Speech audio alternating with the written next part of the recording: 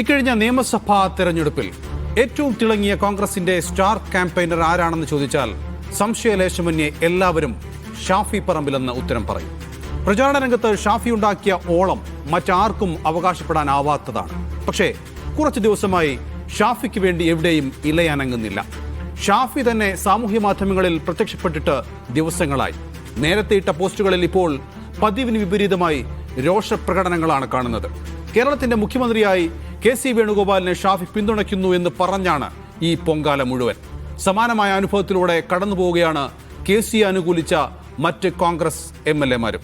പ്രമോദ്, ഷാഫി പറമ്പിൽ എന്ന് പറഞ്ഞാൽ ഏറ്റവും വലിയ ക്രൗഡ് പുള്ളറായിട്ടാണ് അറിയപ്പെടുന്നത്. അങ്ങനെ തന്നെ ആണ് താനും. പക്ഷേ ഇപ്പോൾ ഷാഫി എടുക്കുന്ന നിലപാട് കോൺഗ്രസ് അണികൾക്ക് ദഹിക്കുന്നതേയില്ല എന്നല്ലേ?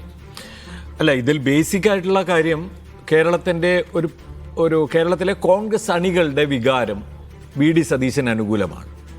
അത് ഒരു പൊതുവികാരമായി കൂടി വളരുന്ന ഒരു സാഹചര്യം കേരളത്തിൽ ഉണ്ടായിട്ടുണ്ട് കഴിഞ്ഞ കുറച്ച് ദിവസങ്ങൾക്കുള്ളിൽ. ഇപ്പം നമുക്ക് പല ഭാഗത്തു നിന്ന് നമുക്ക് കിട്ടുന്ന ചില ഫീഡ്ബാക്കുകൾ, ഇപ്പം എനിക്ക് മാത്രമല്ല, എനിക്ക് തോന്നുന്നു അതുപോലെ തന്നെ എല്ലാവർക്കും ആയോ മുഖ്യമന്ത്രി ആയോ, സതീശൻ തന്നെയാണോ, VD തന്നെയാണോ എന്നുള്ള തരത്തിലുള്ള ചോദ്യങ്ങൾ വരുന്നുണ്ട്. അപ്പോൾ അത് ഞാൻ വിചാരിക്കുന്നത് അത് വെറുതെ അർത്ഥമില്ലാത്തൊരു കാര്യമല്ല. അത് നല്ല പൊളിറ്റിക്കൽ ക്വസ്റ്റ്യൻ തന്നെയാണ്. ആ ക്വസ്റ്റ്യൻ ഉയർന്നു വരുന്ന കേരളത്തിൽ എത്ര കണ്ട് വലിയ പരിവേഷമുണ്ടായിരുന്ന നേതാവായാൽ പോലും ചോദ്യം ചെയ്യപ്പെടും എന്നുള്ളതാണ്. അയാളുടെ ആ പരിവേഷം ഇപ്പോൾ ജനങ്ങൾക്ക് മുമ്പിൽ വിചാരണ ചെയ്യപ്പെടും എന്നുള്ളതാണ്. അതാണ് ഷാഫിയുടെ കാര്യത്തിൽ സംഭവിക്കുന്നത്. ഷാഫി KC മുഖ്യമന്ത്രി ആവണമെന്നുള്ള അഭിപ്രായം വളരെ വ്യക്തമായി പ്രകടിപ്പിക്കുക മാത്രമല്ല, അത് നമ്മുടെ ആരുടെയും മുമ്പിലല്ല കേട്ടോ, പാർട്ടിക്കുള്ളിൽ പ്രകടിപ്പിക്കുക മാത്രമല്ല, അത് ഒരു ഗ്രൂപ്പ് പുനരേകീകരണത്തിൻ്റെ തലത്തിലേക്ക് കൊണ്ടുപോയി എന്നുള്ള റീഡിംഗ് കൂടിയുണ്ട്.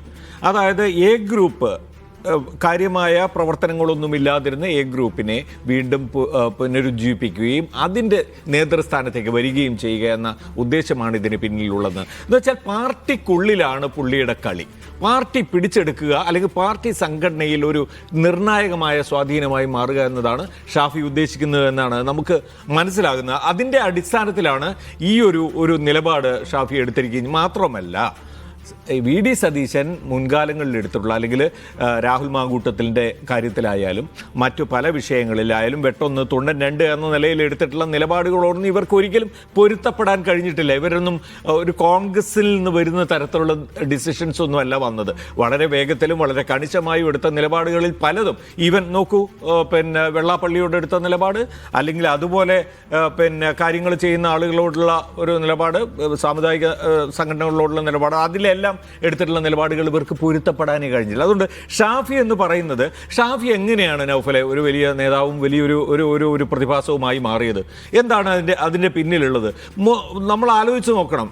മുസ്ലിം ലീഗിൻ്റെ നല്ല സപ്പോർട്ടാണ് ഷാഫിക്ക് ഉണ്ടായിട്ടുള്ളത്.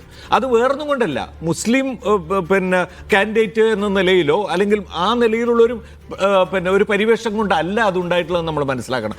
അയാൾ പാലക്കാട് പോലെ ഒരു മണ്ഡലത്തിൽ BJPയെ വളരെ ശക്തമായി നേരിടുന്ന കാര്യത്തിൽ ഒരു ഫോഴ്സായിട്ട് അയാൾക്ക് വരാൻ കഴിഞ്ഞിട്ടുണ്ട്. അവിടെ വിജയിക്കാൻ കഴിഞ്ഞു. ശ്രീധരനെ പോലൊരാളെ പോലും തകർത്തെറിഞ്ഞ ആൾക്ക് വിജയം കരസ്ഥമാക്കാൻ കഴിഞ്ഞു. അതിൻ്റെ ഒരു പശ്ചാത്തലത്തിലാണ് ആ പിന്തുണ.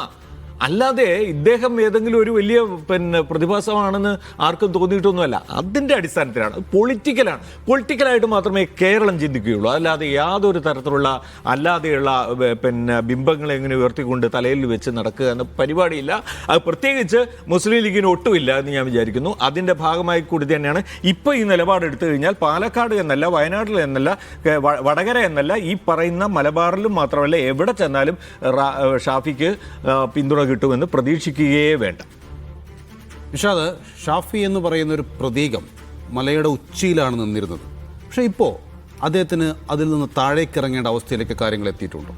അതിൻ്റെ അടിസ്ഥാനപരമായ പ്രശ്നം UDFന്റെ പൊതു താല്പര്യത്തെ അല്ല പ്രധാനപ്പെട്ട പല നേതാക്കളും ഇപ്പോൾ വഹിക്കുന്നതെന്ന് ജനങ്ങൾക്ക് തോന്നി തുടങ്ങിയിരിക്കുന്നു. അല്ലെങ്കിൽ കേരളത്തിൻ്റെ പൊതുവികാരത്തെ അല്ല, UDFനെ പിന്തുണയ്ക്കുന്ന മനുഷ്യരുടെ വികാരത്തെ അല്ല ഇവരൊന്നും പിന്തുണയ്ക്കുന്നത്. ഇവർക്കെല്ലാം ഇവരുടേതായിട്ടുള്ള ആഭ്യന്തര രാഷ്ട്രീയ താല്പര്യങ്ങൾ, കക്ഷി താല്പര്യങ്ങൾ, ഇവരുടെ ഗ്രൂപ്പ് താല്പര്യങ്ങളാണെന്ന് ജനം തിരിച്ചറിഞ്ഞു തുടങ്ങിയിരിക്കുന്നു. നേരത്തെ സാറ് പറഞ്ഞ വളരെ പ്രധാനപ്പെട്ട കാര്യമാണ്. ഷാഫി പാലക്കാട് മണ്ഡലം സുരക്ഷിതമാക്കാൻ വേണ്ടി മാത്രം പണിയെടുക്കുകയും അവിടെ മാത്രം കേന്ദ്രീകരിക്കുകയും ചെയ്തിരുന്ന ഒരാളാണ്. പക്ഷേ ഒരു സുപ്രഭാതത്തിൽ അദ്ദേഹം കേരളമാകെ വലിയ നേതാവായി മാറുന്നത് എങ്ങനെയാണ്? വടകരയിൽ മത്സരിക്കാൻ തീരുമാനിക്കുന്നു. വടകരയിൽ വന്നിറങ്ങുമ്പോൾ അദ്ദേഹത്തെ കൊണ്ടു നടക്കുന്നതും അദ്ദേഹത്തെ ആളാക്കി മാറ്റുന്നതും അദ്ദേഹത്തിന് ആരവം ഉണ്ടാക്കുന്നതും ലീഗുകാരാണ്. കാരണം മലബാറിലെ ഏറ്റവും സജീവമായ സംഘടനാ സംവിധാനമുള്ള പാർട്ടി മുസ്ലിം ലീഗാണ്. അപ്പോൾ അദ്ദേഹത്തെ ഒരു വലിയ നേതാവാക്കി ഉയർത്തിക്കൊണ്ടുവരുന്നതിൽ മുസ്ലിം ലീഗിൻ്റെ പ്രവർത്തകരുടെയും ഒപ്പം മലബാറിലെ UDF പ്രവർത്തകരുടെയും അവരുടെ ഒരു ആവേശത്തിൻ്റെ ഒരു കോൺട്രിബ്യൂഷൻ അതിനകത്തുണ്ട്. ഞാൻ ഇന്നലെ പറഞ്ഞ പോലെ എന്തുകൊണ്ടാണ് VD സതീശൻ മുഖ്യമന്ത്രി ആകണം പറഞ്ഞതിൽ ഒരു പ്രശ്നമില്ലേ? ഇപ്പം മുസ്ലിം ലീഗിനോടുള്ള അദ്ദേഹത്തിന്റെ കമ്മിറ്റ്മെന്റ് അത് മുഖ്യമന്ത്രിയെ തീരുമാനിക്കുന്നതിൽ വേണ്ടതുണ്ടോ? അതാണോ അദ്ദേഹം കോൺഗ്രസ് അണികളോടുള്ള കമ്മിറ്റ്മെന്റ് തന്നെ പോരെ അതിന്? അല്ല, കോൺഗ്രസ് അണികളോട് ഞാൻ പറഞ്ഞത് മുസ്ലിം ലീഗിന്റെ പ്രവർത്തകരടക്കം അദ്ദേഹത്തെ പിന്തുണയ്ക്കുന്ന MLA-മാരോട് ഇപ്പം എന്തുകൊണ്ട് രോഷാകുലരാവെന്ന് ചോദിച്ചാൽ പ്രധാനപ്പെട്ട പ്രശ്നം അവരുടെ പാർട്ടിയിലെ ഏറ്റവും പ്രധാനപ്പെട്ട ഘടകകക്ഷിയായ മുസ്ലിം ലീഗിനെ അപരവൽക്കരിക്കാൻ ശ്രമിച്ചു ഒരു സമുദായ നേതാവ് ഇറങ്ങി വന്നു നിന്നിട്ട്. എന്തിനാണ്? കേരളത്തിൽ ഒരു മുസ്ലിം ഹിന്ദു ഡിവൈഡ് ഉണ്ടാക്കാൻ, അങ്ങനെ BJPക്ക് വോട്ട് നേട്ടം ഉണ്ടാക്കാൻ വേണ്ടി ഒരാൾ വിഷനാവുമായിട്ട് ഇറങ്ങി തിരിഞ്ഞപ്പോൾ അന്ന് ഷാഫി മിണ്ടിയില്ല. എന്നിട്ടും ഷാഫി നിങ്ങൾ എന്തേ മിണ്ടാത്തത് എന്നാരും ചോദിച്ചില്ല. അദ്ദേഹത്തെ കൊണ്ടു നടക്കുകയാണ് ചെയ്തത്. അന്ന് മിണ്ടിയ ഒരാളെ ഉണ്ടായിരുന്നുള്ളൂ. അയാളുടെ പേരാണ് VD സതീശൻ. ആ VD സതീശൻ മുഖ്യമന്ത്രിയാകാനാണ് ഈ ഷാഫി അടക്കം പണിയെടുക്കുന്നത് എന്നിവർ വിചാരിച്ചു. പക്ഷേ ജയിച്ചു കഴിയുമ്പോൾ VD സതീശനെ വെട്ടാനാണ് ഇവരുടെ എല്ലാം പരിപാടി എന്ന കാര്യം ഇവർക്ക് മനസ്സിലായിട്ടുണ്ടായിരുന്നില്ല. അപ്പോൾ ഈ ഇമോഷണൽ പ്രശ്നം എന്താണെന്ന് ചോദിച്ചാൽ, ഞങ്ങളെ അപരവൽക്കരിച്ചും ഞങ്ങളെ വെറുപ്പിൻ്റെ വഴിയിലേക്ക് തള്ളിയിട്ടും കേരളത്തിലാകമാനം കമ്മ്യൂണൽ ഡിവൈഡ് ഉണ്ടാക്കാൻ ഒരാൾ ശ്രമിച്ചപ്പോൾ അത് പാടില്ല എന്ന് പറഞ്ഞ ഒരു നേതാവ്, അയാൾ സ്വാഭാവികമായിട്ടുള്ളൊരു ചോയ്സാണ്, നാച്ചുറൽ ചോയ്സ് എന്ന് പറയില്ലേ മുഖ്യമന്ത്രി സ്ഥാനത്തേക്ക്, അത് വെട്ടാൻ നിങ്ങൾ പണിയെടുക്കുകയാണെങ്കിൽ നിങ്ങൾക്ക് എന്താണ് കേരളത്തിൽ എന്ന് പറയുന്ന ഐഡിയയോടുള്ള നിങ്ങളുടെ കമ്മിറ്റ്മെൻ്റ് എന്നാണ്. ആ ക്വസ്റ്റ്യൻ ഷാഫി നേരിടുകയാണ്. എനിക്ക് ഷാഫിയെക്കുറിച്ചുള്ള വിമർശനങ്ങളൊന്നും എന്തെങ്കിലും അദ്ദേഹം ആ നിലയ്ക്ക് ആ ചോദ്യത്തെ അഭിമുഖീകരിക്കേണ്ടി വരും. കാരണം അദ്ദേഹം എപ്പോഴും വളരെ സെക്യുലർ ആൻഡ് സേഫ് പൊളിറ്റിക്സാണ് കളിക്കുക. വളരെ സീരിയസ് ആയിട്ടുള്ള ഒരു രാഷ്ട്രീയത്തെയും അദ്ദേഹം അഡ്രസ്സ് ചെയ്യുന്ന നാം കണ്ടിട്ടില്ല. ആ വിമർശനം ഉന്നയിക്കുമ്പോൾ അദ്ദേഹത്തിന് എപ്പോഴും പ്രശ്നമാണ്. അദ്ദേഹം അങ്ങനെ എല്ലായിടത്തും അദ്ദേഹം മാത്രമായി എല്ലാ വിഷയത്തിലും സീരിയസ് ആയി ഇടപെടണം, അഭിപ്രായം പറയണം ഞാൻ പറയില്ല. പക്ഷേ അദ്ദേഹം ഏറ്റവും സ്വീകാര്യതയുള്ള ഒരു നേതാവായിട്ട് ഉയർന്നു വരുമ്പോൾ സീരിയസ് ആയ പൊളിറ്റിക്സ് കൂടി പറയുന്നത് നന്നാവുമെന്നാണ് എൻ്റെ അഭിപ്രായം. അപ്പോൾ കോൺഗ്രസിനെ മേൽ വലിയ ചാപ്പുകൾ വരുന്ന ഘട്ടത്തിൽ, അല്ലെങ്കിൽ കോൺഗ്രസിന് മേൽ ഇപ്പോൾ പാലക്കാട്ടെ സംഭവവുമായി ബന്ധപ്പെട്ട് പാലക്കാട്ടെ MLA-യുമായി ബന്ധപ്പെട്ട് ഗുരുതരമായ ആക്ഷേപങ്ങൾ വരുന്നു വന്ന ഘട്ടത്തിൽ, VD സതീശൻ ആക്രമിക്കപ്പെട്ട ഘട്ടത്തിൽ എല്ലായ്പ്പോഴും അദ്ദേഹം അവലംബിച്ച ഒരുതരം മൗനമുണ്ട്. ആ മൗനം എന്ന് പറയുന്നത് അദ്ദേഹം അന്നൊക്കെ അതിനെ മറികടന്നു പോയി. ഒരു ദിവസം അദ്ദേഹത്തിന് പേ ചെയ്യേണ്ടി വരും. അതാണ് നമ്മളിപ്പോൾ കാണുന്നത്. ഇപ്പോൾ ഷാഫി പറമ്പിൽ എന്ന് പറയുന്ന മനുഷ്യൻ UDF-നെ വിജയിപ്പിച്ച മനുഷ്യരുടെ പൊതു താല്പര്യത്തിന് കുറുകെ നിൽക്കുന്നു എന്ന തോന്നൽ ജനങ്ങൾക്കുണ്ടായിരിക്കുന്നു. അങ്ങനെ വരുമ്പോൾ എന്താണ് സംഭവിക്കുന്നത് ചോദിച്ചാൽ, അതാണ് ഇപ്പോൾ കാണുന്നത്. അദ്ദേഹത്തെ ഹൊയ് വിളിച്ചു നടന്ന ആൾക്കാർ തന്നെ നിങ്ങൾ ഈ ചെയ്യുന്നത് വഞ്ചനയാണ് എന്ന് പറഞ്ഞു തുടങ്ങിയിരിക്കുന്നു. അത് ആരോടാ പറയുന്നത്? ഷാഫിയോട് മാത്രമല്ല, പ്രിയങ്ക ഗാന്ധിയോട് പറയുന്നു. ഞങ്ങളുടെ താല്പര്യത്തെ മാനിക്കാതെ നിങ്ങൾ കേന്ദ്രത്തിൽ നിന്ന് കെട്ടിയിറക്കിയാൽ അടുത്തവണ വയനാട്ടിൽ മത്സരിക്കാൻ വരുമ്പോൾ നിങ്ങൾ ബുദ്ധിമുട്ടുമെന്ന് UDF-ന്റെ പ്രവർത്തകർ കമൻറ്റ് പറയുന്നുണ്ട് പ്രിയങ്ക ഗാന്ധിയോട്. അതുകൊണ്ടാണ് പ്രിയങ്ക ഗാന്ധി സോണിയാഗാന്ധി ഒരു വേറെ അഭിപ്രായം പറയുന്നത് നമ്മൾ കേൾക്കുന്നു. സോ അതുകൊണ്ട് ഷാഫി പറമ്പിൽ മാത്രം നേരിടുന്ന പ്രശ്നമല്ല.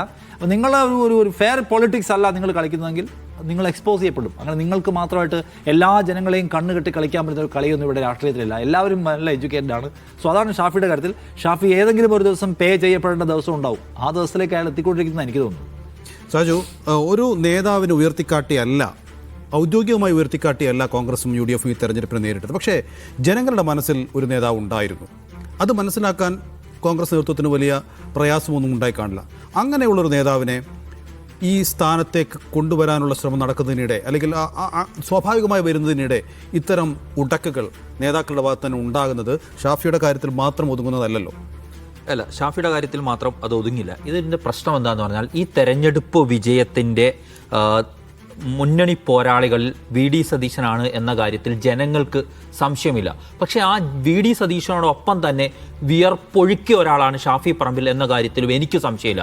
കാരണം ഷാഫി ഈ തെരഞ്ഞെടുപ്പിലെ VDയെ പോലെ തന്നെ മാസ് ലീഡർമാരിൽ ഒരാളായിരുന്നു. കേരളത്തിൽ അങ്ങോളം ഇങ്ങോളം കോൺഗ്രസ് അണികളെ ഉത്തേജിപ്പിക്കാൻ ഈ തെരഞ്ഞെടുപ്പ് രംഗത്ത് ഷാഫിക്ക് കഴിഞ്ഞിട്ടുണ്ട് എന്നുള്ളത് വസ്തുതയാണ്. പക്ഷേ ഈ വിയർപ്പൊക്കെ ഒഴുക്കിയ ശേഷം ഷാഫി ഇപ്പോൾ എന്താണ് അഭിമുഖീകരിക്കുന്നത്? ഇതേ അണികൾ തന്നെ തള്ളിപ്പറയുന്ന, അല്ലെങ്കിൽ ഷാഫി പറമ്പിലിനെ കൈ പൊള്ളാൻ പോകുന്നു എന്ന ഘട്ടത്തിലേക്ക് കാര്യങ്ങൾ എത്തിയിട്ടുണ്ട്. ഇത് കോൺഗ്രസിൻ്റെ ഷാഫി അടക്കമുള്ളവർ വളർന്നു വന്ന രീതി തന്നെ നിങ്ങൾ നോക്കണം. ആ കോൺഗ്രസിൻ്റെ ഗ്രൂപ്പിസം എന്നത് അതിൻ്റെ ഒരു ജൈവികതയാണ്. ആ ജൈവികതയിൽ കൂടെ തന്നെ ഉയർന്നു വന്നയാളാണ് ഷാഫി പറമ്പിൽ. ഷാഫി പറമ്പിൽ എവിടെയാണ്? ഷാഫിയുടെ പൊളിറ്റിക്കൽ കരിയർ നിങ്ങൾ നോക്കൂ. ഉമ്മൻചാണ്ടിയുടെ പെറ്റായിരുന്നു ഈ ഷാഫി പറമ്പിൽ. ഇതേ ഷാഫി പറമ്പിൽ അടക്കമുള്ളവർ കഴിഞ്ഞ പ്രതിപക്ഷ നേതാവിനെ തെരഞ്ഞെടുക്കുന്ന ഘട്ടത്തിൽ ഉമ്മൻചാണ്ടിയുടെ താല്പര്യങ്ങൾക്ക് വിരുദ്ധമായി പ്രവർത്തിച്ചു എന്ന ആക്ഷേപം നേരിട്ടിട്ടുണ്ട് എന്നത് നമ്മളാരും മറക്കരുത്. കാരണം അന്ന് എ ഗ്രൂപ്പിന്റെ ഭാഗമായിരുന്ന പലരും ഹൈക്കമാൻഡിന്റെ അടുത്തെത്തിയപ്പോഴേക്കും ഇതേ വി ഡി സതീശൻ അനുകൂലമായ നിലപാട് എടുത്തിരുന്നു എന്ന ആക്ഷേപം അന്നേ ഉണ്ട്. ഇനി ഇപ്പോൾ എന്താണ് ഷാഫി പറമ്പിൽ, ഇതെന്താണ് ആരും അത് പറയാത്തതെന്നാണ് ഞാൻ ആലോചിക്കുന്നത്. ഷാഫി ഇവിടെയും ഒരു കരിയർ ബെസ്റ്റ് ഓപ്ഷൻ തിരയാണ് എന്ന് വിശ്വസിക്കുന്ന ഒരാളാണ് ഞാൻ.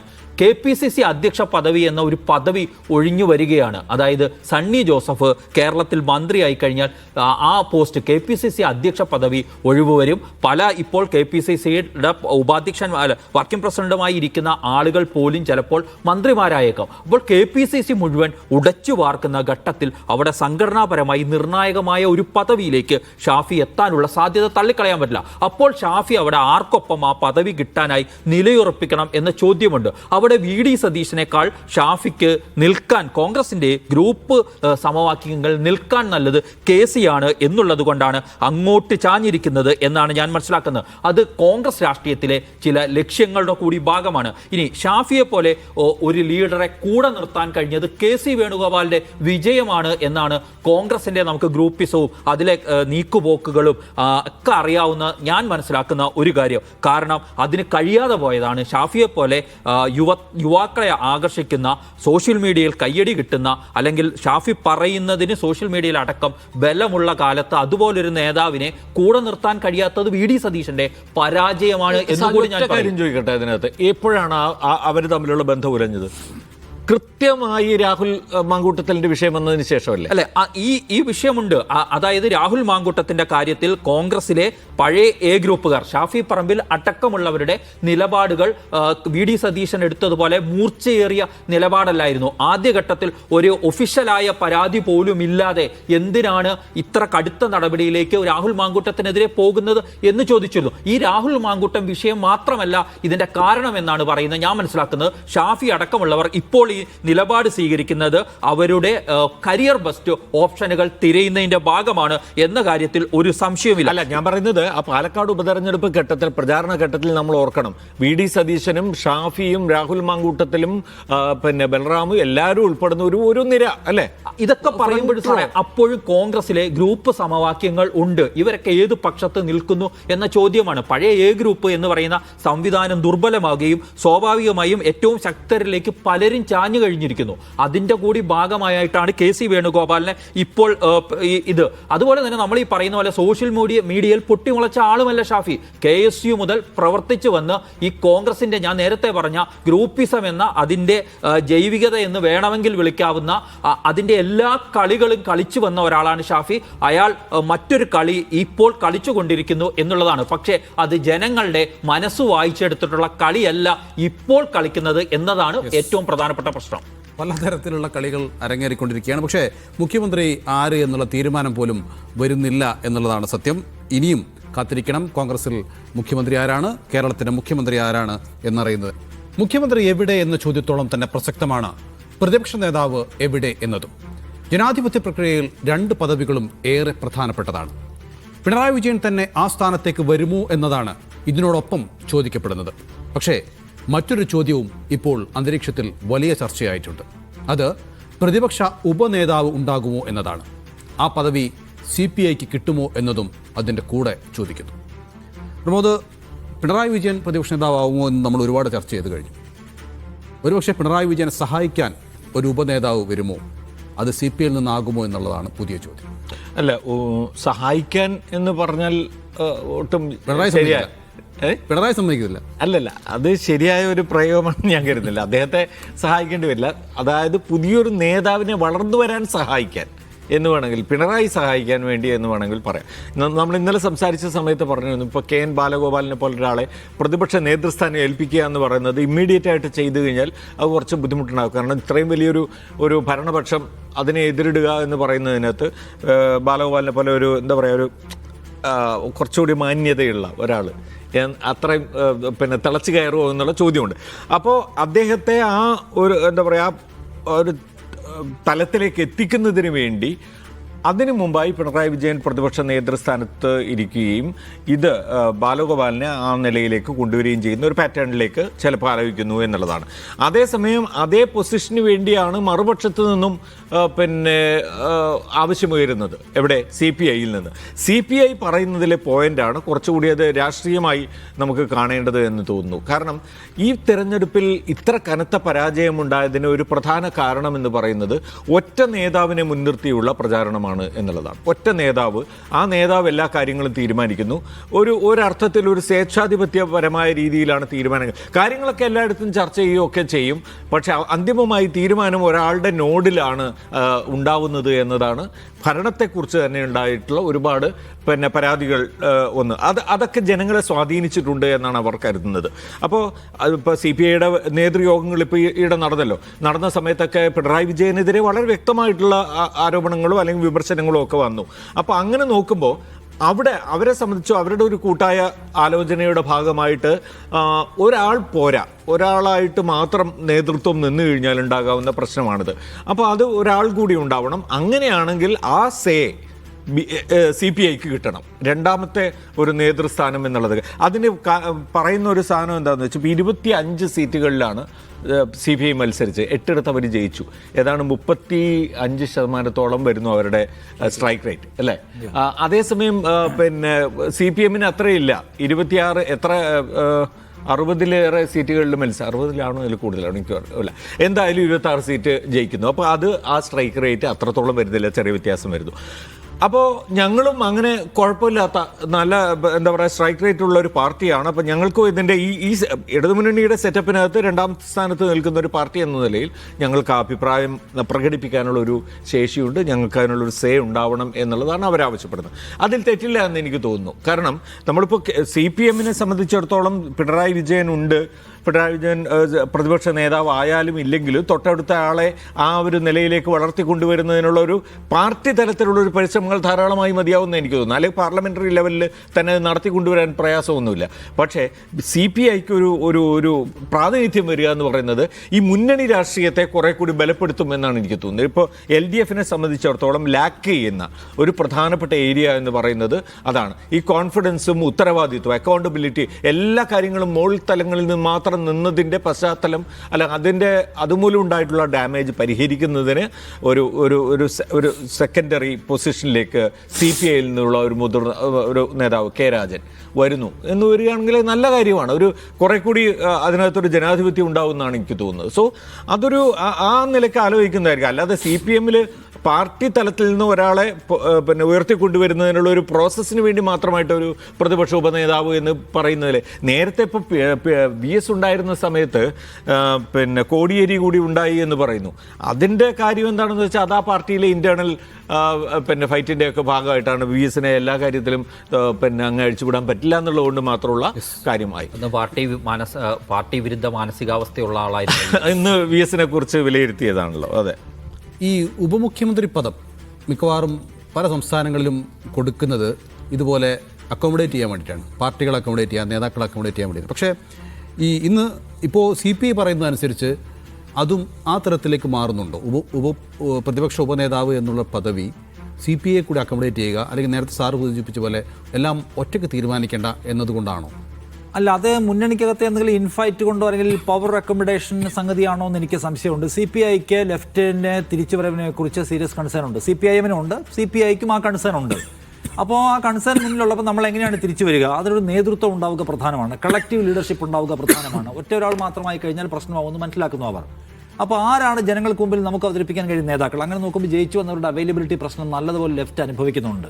ആ ജയിച്ചു വന്നവരിൽ തന്നെ നല്ല കമ്മ്യൂണിക്കേഷൻ സ്കില്ലുള്ള, നല്ല സ്വീകാര്യതയുള്ള, ജനങ്ങളുമായി ചേർന്ന് നിൽക്കാൻ കഴിയുന്ന പ്രൊഫൈലുള്ള നേതാക്കൾ ആരുണ്ട്? ഈ വലിയ കാറ്റിലും ജയിച്ച ആൾക്കാരുണ്ടല്ലോ. അങ്ങനെ നോക്കുമ്പോൾ ആളുകളുടെ ആ നിലയ്ക്കുള്ള പ്രൊഫൈലുകൾ കുറവാണ്. അപ്പോൾ അതിൽ CPIക്ക് ഒരു ഓപ്ഷൻ വെക്കാനുണ്ട്. K. രാജൻ. നമ്മൾ K. രാജനെ തള്ളിക്കളയാൻ പാടില്ല. ഈ വലിയ മന്ത്രിമാരുടെ പടയാകെ തോറ്റുപോയപ്പോഴും K. രാജൻ ജയിച്ചല്ലോ.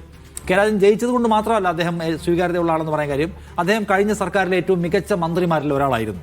കാരണം അദ്ദേഹത്തെ ഒരു AIYF നേതാവിൻ്റെ കാലം മുതൽ തന്നെ നമുക്ക് എല്ലാവർക്കും അറിയാം. അതിൽ നിന്ന് അദ്ദേഹത്തിൻ്റെ വളർച്ച മനോഹരമായ വളർച്ചയായിരുന്നു. മന്ത്രിസ്ഥാനത്ത് വരുന്നു, സംസ്ഥാന ക്യാബിനറ്റിലെ രണ്ടാമത്തെ മന്ത്രിയായി മാറുമ്പോൾ അദ്ദേഹത്തിന് മുമ്പിൽ വലിയ ഉത്തരവാദിത്തങ്ങൾ ഉണ്ടായിരുന്നു. നമ്മൾ കണ്ടതാണല്ലോ ഏറ്റവും അവസാനം വയനാട് ദുരന്തമടക്കം.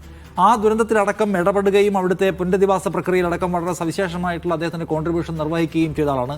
വിവാദങ്ങൾ തീരെ ഉണ്ടാക്കാതിരുന്ന ഒരാൾ കൂടിയാണ്. അപ്പോൾ ആ നിലയ്ക്ക് ഒരു മന്ത്രി എന്ന നിലയ്ക്ക് അദ്ദേഹം ഒരു മോശം പെർഫോമർ ആയിരുന്നില്ല.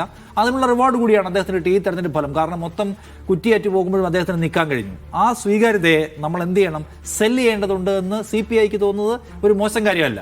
എന്ന് മാത്രമല്ല, തൃശ്ശൂർ പൂരം കലക്കുന്ന RSSന്റെ പരിപാടിയിൽ സംഘപരിവാറിൻ്റെ പ്ലാനിനകത്ത് പിണറായി വിജയൻ ഒളിച്ചു കളിച്ചു എന്നുള്ള ഗുരുതരമായ പ്രശ്നം ഉണ്ടായിരുന്നല്ലോ. അപ്പോൾ പോലും വളരെ കൃത്യമായ സ്റ്റാൻഡ് എടുത്ത ആളാണ് രാജൻ. അപ്പോൾ രാജനെ ഏതൊക്കെ സന്ദർഭങ്ങളിലൂടെയാണ് മലയാളി രാഷ്ട്രീയം ഓർക്കുന്നത്? അതിൽ പ്രധാനമാണ്, ഒന്ന് അദ്ദേഹത്തിൻ്റെ അഡ്മിനിസ്ട്രേഷൻ സ്കില്ലാണ്, രണ്ട് മുന്നണി രാഷ്ട്രീയത്തിലെ അദ്ദേഹത്തിൻ്റെ വഴക്കമാണ്, രണ്ട് ജനങ്ങളുമായി ഇടപെടുമ്പോൾ അദ്ദേഹം കാണിക്കുന്ന ഒരുതരം അടുപ്പമുണ്ടല്ലോ. അദ്ദേഹം ആ പരിപാടിയിൽ പങ്കെടുക്കാൻ പോകുമ്പോൾ ഓടി വന്ന ആൾക്കാരെ കെട്ടിപ്പിടിക്കുന്നു, അവരെ മുഴുവൻ അദ്ദേഹം കേൾക്കുന്നു, അവരോട് സംസാരിക്കുന്നു. ജനങ്ങളുമായി അകലമില്ലാതെ ചേർന്ന് നിൽക്കുക അതൊരു വലിയ കാര്യമാണ് ഈ കാലത്ത്. രാജനെ കൊണ്ടത് പറ്റും, രാജനത് പ്രൂവ് ചെയ്തിട്ടുണ്ട്. അതുകൊണ്ട് അദ്ദേഹം ജയിക്കുകയും ചെയ്തു. അപ്പോൾ അദ്ദേഹം ഒരു ആസ് എൻ അഡ്മിനിസ്ട്രേഷൻ മീറ്റിംഗ് വിളിച്ച് നമ്മൾക്ക് എന്താവണോ അടുത്ത പ്ലാനും തീരുമാനിക്കുന്നതിൽ മികവുള്ള ആളാണ്. ആ കാര്യം ജനങ്ങളുമായിട്ട് കൺവേ ചെയ്യുമ്പോൾ ജനങ്ങൾക്കിടയിൽ ഇറങ്ങി നിന്ന് പറയാൻ കഴിയുന്ന ആളാണ്. രണ്ടാമത്തെ കാര്യം, ഈ സർക്കാരിൻ്റെ കാലത്ത് ലാക്ക് ചെയ്തെന്ന് തോന്നിയ ഏറ്റവും പ്രധാനപ്പെട്ട സംഗതിയായിരുന്നു സംഘവുമായി ബന്ധപ്പെട്ട വിവാദങ്ങളിൽ അഴകുഴമ്പൻ നിലപാട് സ്വീകരിച്ചു. പക്ഷേ രാജൻ എന്തായത്, ആ മുതിർന്ന പോലീസ് ഓഫീസർ ഞാൻ പൂരം കലക്കുന്ന കാര്യം പറയാൻ വേണ്ടി വിളിച്ചപ്പോലും ഫോൺ എടുത്തില്ല എന്ന് പറഞ്ഞത് അദ്ദേഹത്തിനെതിരെ മൊഴി കൊടുത്ത ആളാണ്. നടപടി വേണമെന്ന് ആവശ്യപ്പെട്ട ഒരു പാർട്ടിയുടെ പാർലമെന്ററി പാർട്ടി അധ്യക്ഷനായിരുന്നു എന്ന കാര്യം ഓർക്കണം. അതുകൊണ്ട് എല്ലാ ഏരിയയിലും ഇപ്പോഴും ഇടതുപക്ഷ ജനാധിപത്യ മുന്നണിക്ക് അവതരിപ്പിക്കാൻ കഴിയുന്ന ഒരു നേതാവാണ്. ജനങ്ങൾ അദ്ദേഹത്തെ തള്ളില്ല എന്നാണ് എൻ്റെ വിചാരം. അതുകൊണ്ട് ഞാൻ പ്രതിപക്ഷ ഉപനേതാവ് CPM CPI ഒക്കെ മാറ്റി വെച്ചിട്ട് പറയാണ്, അതിനകത്ത് ഇപ്പോൾ അവർക്ക് ഉയർത്തി കാണിക്കാൻ കഴിയുന്ന അവശേഷിക്കുന്ന മികച്ച നേതാക്കളിൽ ഒരാൾ K. രാജൻ. അതുകൊണ്ട് K. രാജനെ അവർ പ്രതിപക്ഷ ഉപനേതാവായിട്ട് ഉയർത്തിക്കൊണ്ടുവരുന്നെങ്കിൽ അതൊരു നല്ല തീരുമാനമായിരിക്കും. അത് പാടില്ല. അപ്പോൾ അതിനകത്ത് സംഘടനാപരമായ ഈഗോ ഒക്കെ മാറ്റിവെച്ച് അവരതിന് തയ്യാറാവണം. LDF അതല്ല, ഇപ്പൊ ഒരുപക്ഷെ CPM-ലായിരുന്നെങ്കിൽ പ്രതിപക്ഷ നേതാവാകാൻ കഴിയുന്ന ആകാൻ അത്രയും കേപ്പബിൾ ആയിട്ടുള്ള ആളാണ്. അപ്പോൾ അതുകൊണ്ട് ലെഫ്റ്റ് അതിൻ്റെ LDFന്റെ ഒരു പൊതു താല്പര്യത്തെ മുൻനിർത്തി K. രാജനെ ഉപനേതാവാക്കട്ടെ എന്നാണ് ഞാൻ പറയാം. സാജു, ഈ രാഷ്ട്രീയവും നിലപാടും ഒക്കെയാണ് വിഷയമെന്ന് പറയുമ്പോഴും വ്യക്തികൾ ഇക്കാര്യത്തിൽ വളരെ പ്രധാനപ്പെട്ടതാണ്. പ്രതിപക്ഷ നേതാവ് എന്ന് പറയുന്ന ഒരു വ്യക്തി അത് വളരെ പ്രധാനപ്പെട്ടത് തന്നെയാണ്. അത് ആരാകണമെന്നുള്ള കാര്യത്തിൽ തീരുമാനത്തിലെത്താൻ LDF ഏറെ കഷ്ടപ്പെടുന്നുണ്ടോ? LDFൽ ഇക്കാര്യത്തിൽ ഒരാശയക്കുഴപ്പമുണ്ട് എന്നുള്ളത് വസ്തുതയാണ്. കാരണം ഇന്നത്തെ LDF യോഗത്തിന് ശേഷം എന്താണ് TP രാമകൃഷ്ണൻ പറഞ്ഞു വെച്ചത്? അവരുടെ ആകെ ഉണ്ടായിരുന്ന പരാതി മുന്നണി യോഗത്തിൽ പറയാതെ പ്രതിപക്ഷ ഉപനേതാവ് വേണമെന്ന ആവശ്യം CPI പരസ്യമായി ഉന്നയിച്ചു എന്നുള്ളത് അതിൽ ഞങ്ങൾക്ക് ഇഷ്ടപ്പെട്ടിട്ടില്ല എന്ന് വ്യക്തമാക്കുന്നതായിരുന്നു ഇന്ന് TP രാമകൃഷ്ണന്റെ മുന്നണി കൺവീനറുടെ വാക്കുകൾ. അവർ മുന്നണി യോഗത്തിൽ വന്ന് പറയട്ടെ, മുന്നണി യോഗത്തിൽ ആവശ്യം ഉന്നയിച്ചിട്ടില്ല എന്നാണ് പ്രതിപക്ഷ ഉപനേതാവിൻ്റെ കാര്യത്തിൽ പറയുന്നത്. പക്ഷേ CPM-നെ സംബന്ധിച്ചിടത്തോളം ഇതിൽ നിന്ന് നമ്മൾ വായിച്ചെടുക്കേണ്ടത് അങ്ങനെ ഒരു പദവി, ആ പദവി ഒരു ഭരണഘടനാ പദവി ഒന്നും അല്ല. പ്രതിപക്ഷ നേതാവ് എന്നത് മാത്രമാണ് യഥാർത്ഥത്തിൽ പദവി. ഈ പ്രതിപക്ഷ ഉപനേതാവ് പദവി കൂടി വിട്ടുകൊടുക്കാൻ CPM ഈ ഘട്ടത്തിൽ ഉന്നയിക്കുന്നില്ല. അതായത് അവർ പിണറായി വിജയനെ തന്നെയാണ് പ്രതിപക്ഷ നേതാവായി മുന്നോട്ട് വെക്കാൻ പോകുന്നതെങ്കിൽ അവിടെ വളർത്തിക്കൊണ്ടുവരാൻ വേണ്ടിയുള്ള ഒരു പ്രതിപക്ഷ ഉപനേതാവ് എന്നത് CPM-ന് തന്നെ വേണം എന്നാണ് നമ്മൾ ഇതിൽ നിന്നും വായിച്ചെടുക്കേണ്ടത്. പക്ഷേ നേരത്തെ സൂചിപ്പിച്ചതുപോലെ തന്നെ K. രാജന്റെ കാര്യത്തിൽ CPI K. രാജന് വേണ്ടിയാണ് ഈ പദവി ആവശ്യപ്പെടുന്നതെങ്കിൽ അതിന് വഴങ്ങിയായിരിക്കും LDF-നെ സംബന്ധിച്ചിടത്തോളം ദീർഘകാലാടിസ്ഥാനത്തിൽ നല്ലത്. കഴിഞ്ഞ പിണറായി സർക്കാരിൻ്റെ കാലത്ത്, അതായത് രണ്ടാം പിണറായി സർക്കാരിൻ്റെ കാലത്ത് പിണറായി വിജയനെ തന്നെ ഈ നിയമസഭയ്ക്കുള്ളിൽ അതിശക്തമായി സംരക്ഷിക്കുന്ന രീതിയിലുള്ള ഇടപെടലുകൾ നടത്തിയ എത്രയോ സന്ദർഭങ്ങൾ K. രാജന്റെ കാര്യത്തിലുണ്ട്.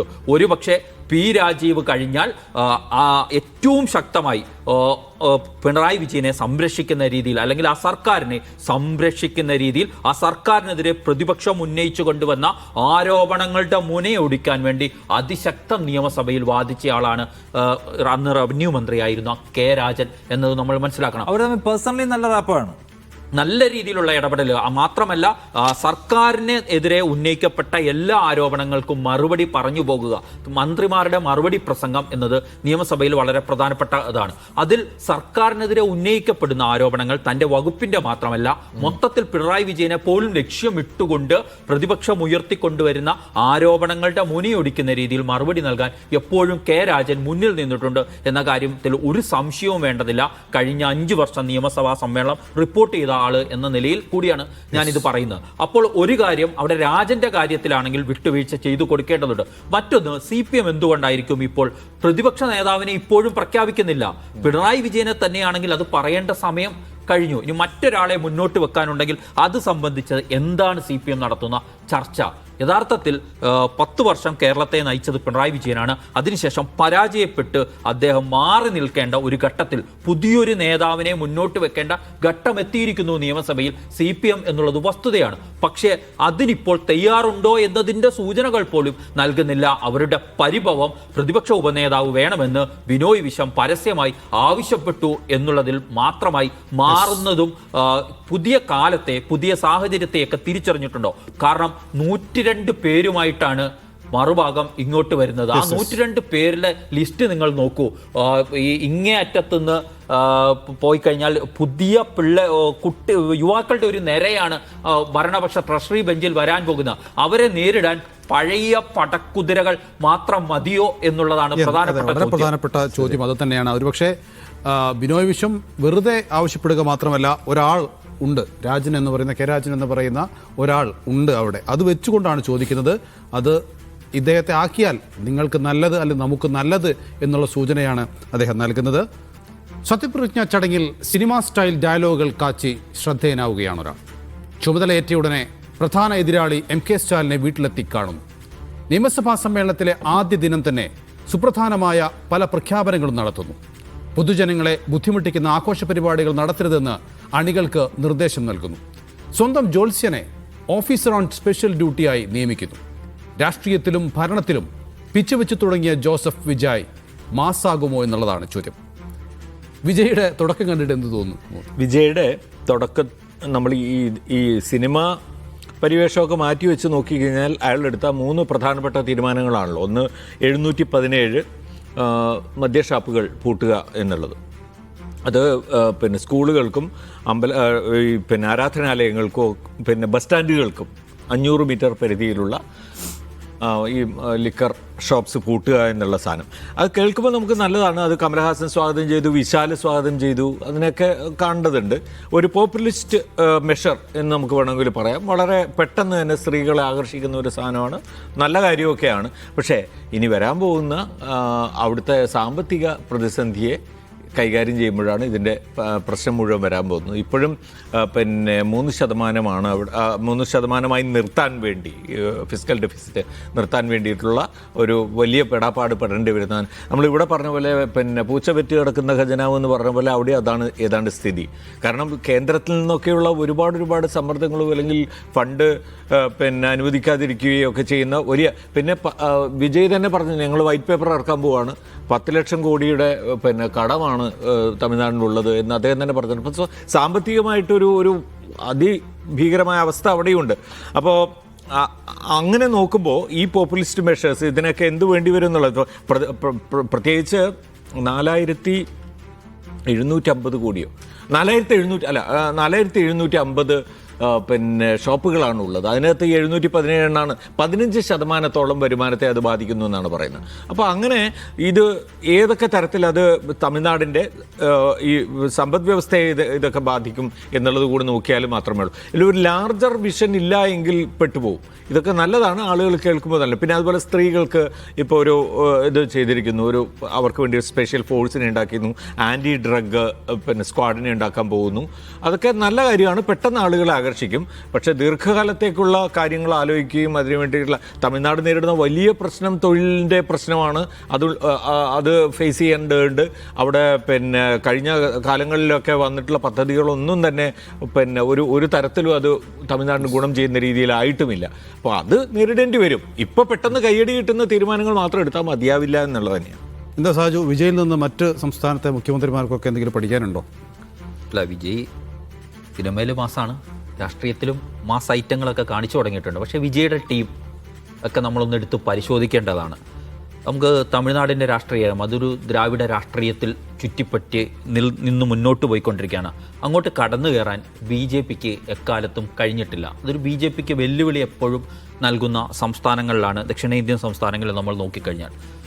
പക്ഷേ ഈ വിജയുടെ ടീമിലുള്ള പലരെയും എടുത്തു നോക്കൂ, അവർ അവരുടെ മുൻ ചരിത്രം നോക്കിക്കഴിഞ്ഞാൽ കട്ട മോദി ഫാൻ മുതൽ ഹത്രാസിലെ പെൺകുട്ടിയെ അധിക്ഷേപിച്ച ആൾ വരെയും ഈ മന്ത്രിസഭയിൽ ഉണ്ട് എന്നുള്ളതാണ്. നിർമ്മൽ കുമാർ നമ്മൾ നോക്കൂ, ശിവകാശിയിലെ MLA ആയ കീർത്തന സമ്പത്ത്, അവർ ഒരു പൊളിറ്റിക്കൽ സ്ട്രാറ്റജി വിദഗ്ധ എന്നൊക്കെ നമ്മൾ പറയുമ്പോഴും സ്റ്റാലിനും മമതയ്ക്കും ചന്ദ്രബാബു നായിഡുവിനും ഒപ്പം വർക്ക് ചെയ്തിട്ടുണ്ട് എന്ന് പറയുമ്പോൾ പോലും അവർ മോദിയുമായി ബന്ധപ്പെട്ട വിഷയങ്ങളിലെ വിമർശനങ്ങളെ മുമ്പ് എങ്ങനെ നേരിട്ടിട്ടുണ്ട് എന്ന് ചോദിക്കണം. സിലിണ്ടറുമായി ബന്ധപ്പെട്ട വിഷയം എന്നപ്പോൾ എന്താ പറഞ്ഞ അടുപ്പിൽ ഊതി ജീവിതം കളഞ്ഞിരുന്ന സ്ത്രീകൾക്ക് ഗ്യാസ് കണക്ഷൻ നൽകിയതും സിലിണ്ടർ യഥേഷ്ടം നൽകിയതും മോദിയാണ്. ഇപ്പോൾ യുദ്ധം വന്നതിനെ എന്ത് ചെയ്യാം എന്ന് പറഞ്ഞ് മോദിയെ ന്യായീകരിക്കുന്ന ഇത് കണ്ടു. അതുപോലെ തന്നെ തമിഴ്നാടിന് കേന്ദ്രവിഹിതം കിട്ടുന്നില്ലെന്ന് സ്റ്റാലിൻ പറഞ്ഞ സമയത്ത് അത് സ്റ്റാലിൻ്റെ കഴിവുകേടാണ് എന്ന നിലയിൽ വ്യാഖ്യാനിക്കുകയൊക്കെ ചെയ്ത ആളാണ്. ഇനി ഈ നിർമ്മൽ കുമാറിനെ കുറിച്ച് അദ്ദേഹം പഴയ BJPയുടെ IT സെല്ലിൻ്റെ തലപ്പത്തുണ്ടായിരുന്ന ആൾ എന്നൊക്കെ മനസ്സിലാക്കേണ്ട ആളാണ്. അദ്ദേഹമാണ് ഹത്രാസിലെ പെൺകുട്ടിയെ. ഇങ്ങനെ പോകുമ്പോൾ ഇതെവിടെയാണ് അവസാനം എത്തിച്ചേരുക എന്നത് വളരെ പ്രധാനപ്പെട്ടതാണ്. വിജയ്ക്ക് ഇപ്പോഴുള്ള രീതിയിൽ തന്നെ ഇതിനെ ഒരു BJP വിരുദ്ധ മാനസികാവസ്ഥയിൽ, RSS വിരുദ്ധ മാനസികാവസ്ഥയിൽ കൊണ്ടുപോകാൻ കഴിയുമോ, അതോ YSR കോൺഗ്രസിനെ പണ്ട് BJP ആന്ധ്രയിൽ ഉപയോഗിച്ചിരുന്നു?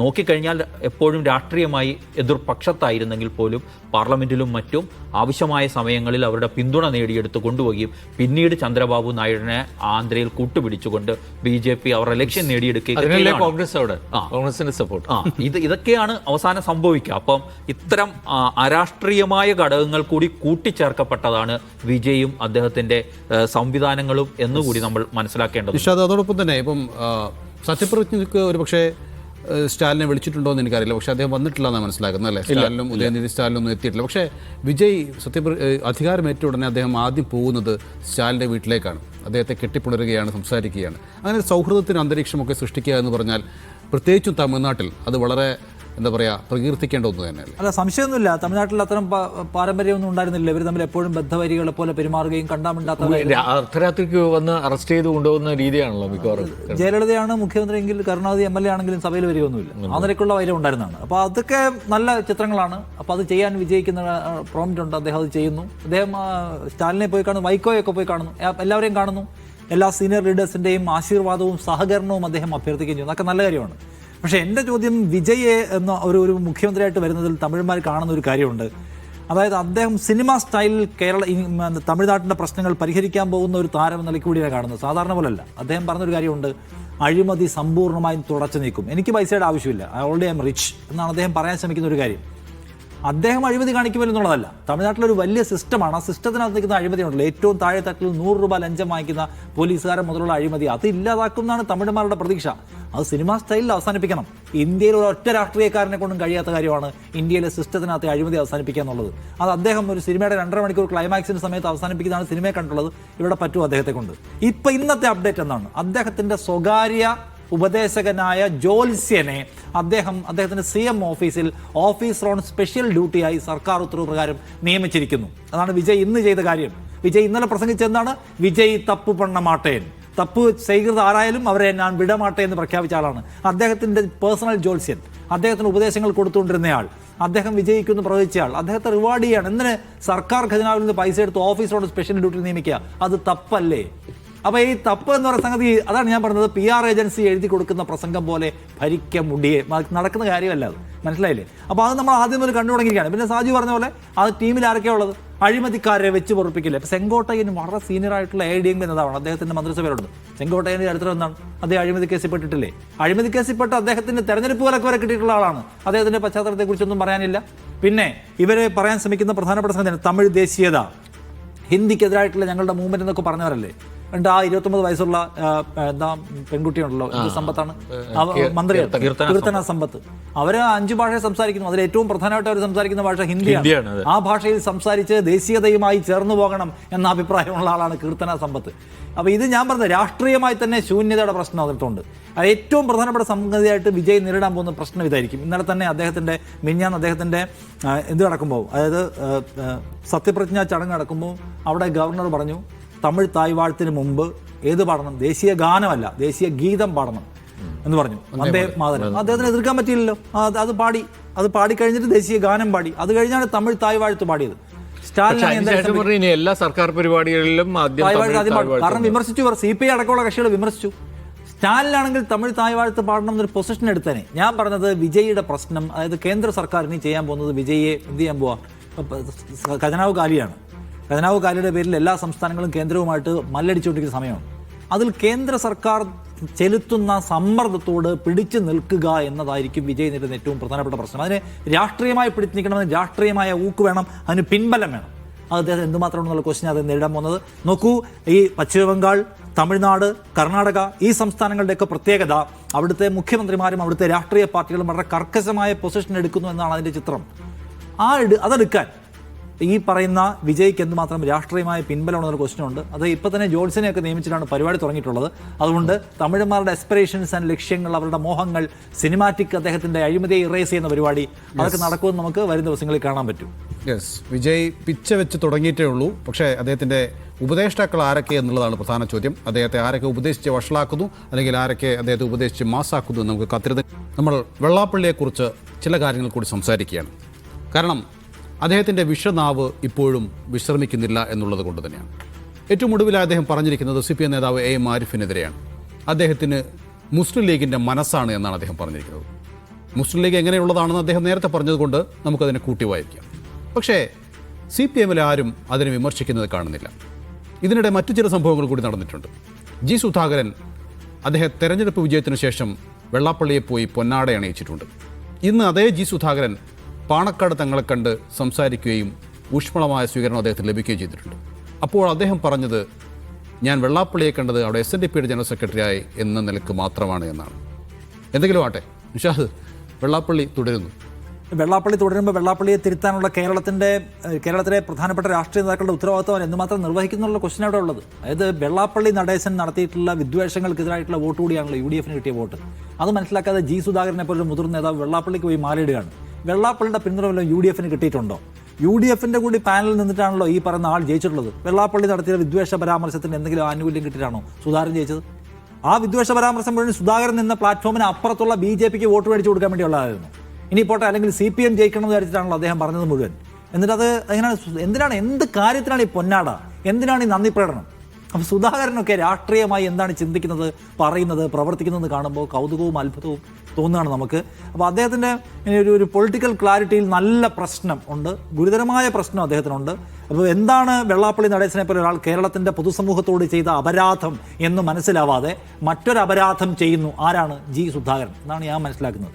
രണ്ടാമത്തെ കാര്യം, നേരത്തെ നിങ്ങൾ നൗഫൽ പറഞ്ഞ പോലെ പറഞ്ഞ് ആരെയും പറയുക, തന്നെ വിമർശിക്കുന്ന ആരെയും വർഗീയവാദിയും അല്ലെങ്കിൽ മുസ്ലിം എന്ന ഒരു ചാപ്പയടിച്ചാൽ അവരെ ഒതുക്കാൻ പറ്റും എന്ന് പറഞ്ഞ് ഇറങ്ങിത്തിരിക്കുകയാണ് ഈ അദ്ദേഹം. അതാണ് AM ആരിഫിനെ പോലെ CPIMൻ്റെ ഒരു മുതിർന്ന നേതാവിനെ കുറിച്ച് പറയാണ് അദ്ദേഹത്തിന് ലീഗ് മനസ്സാണ്, അദ്ദേഹത്തിന് വർഗീയ മനസ്സാണ് എന്ന്.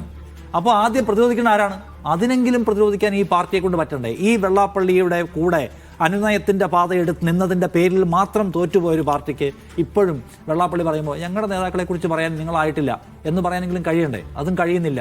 ആ പാർട്ടി ഇനി ഒരുപക്ഷെ കമ്മിറ്റി കൂടി തീരുമാനിക്കുമായിരിക്കും നമ്മൾ വെള്ളാപ്പള്ളി വിഷയത്തിലെടുത്ത തീരുമാനം തെറ്റായി പോകുന്നത്. അതിനുശേഷമായിരിക്കും പ്രതികരണം ഉണ്ടാവുക. വെയിറ്റ് ചെയ്യാം. യെസ്, ഏതായാലും സമയക്കുറവ് കാരണം വെള്ളാപ്പള്ളിയുടെ പരാമർശത്തോടുള്ള നമ്മുടെ വിശകലനം ഇവിടെ അവസാനിപ്പിക്കുകയാണ്.